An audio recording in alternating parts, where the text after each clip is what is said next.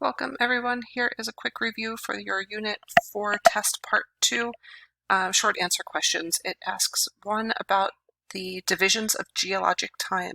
So there are 4 main divisions that we look at, starting with eons, eras, periods, and epochs. Those are the ways that we divide geologic time, meaning Earth is about 4.5 billion years old. And so if we go all the way back in time, we don't just divide it like we do in sort of our existence, where it's years, days, months, kind of centuries even. Those are the ways we divide time. When we talk about the geologic time scale, we divide it instead by the appearance and disappearance of organisms or major events that happened. So the Hadean Eon was a time when Earth was really hot. There were lots of volcanic eruptions, lots of storms. The Archean Eon comes into play when we see life first start to exist.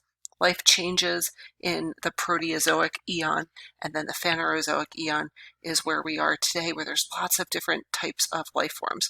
And so it's not necessarily when these events or when the time happened or a certain year came into play, but these changes from one eon to the next take place as changes both in Earth's geology and in the life forms that exist. So we have extinctions that take place and we have new organisms that evolve. And that's what moves us from one of these time frames to the next. There are 4 major ones, again, that we focus on, starting with eons, eras, periods, and epochs. So make sure you mention all of those in your short answer question for Unit 4.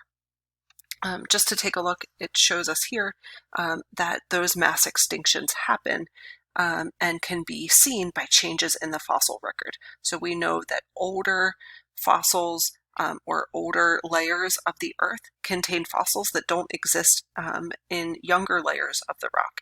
And so that is where we see mass extinctions take place. So a division in the geologic record, or the record that a paleontologist would look at, shows us when things disappeared from existence, and we call those mass extinctions, when lots of different organisms disappeared around the same time.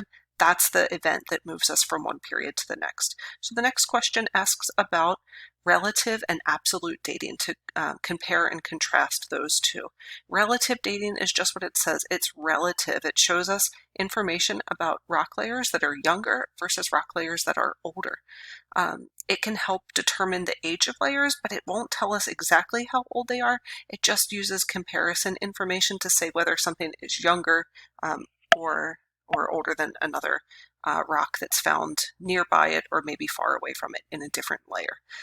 Numerical dating, or absolute, even called radiometric dating, uses information from radioactive elements that are found in rocks and fossils. So you have to take samples of the rock or take samples of the fossils, and you use scientific methods to extrapolate how much radioactive material is remaining in those samples, and that can be used to figure out or calculate the approximate age.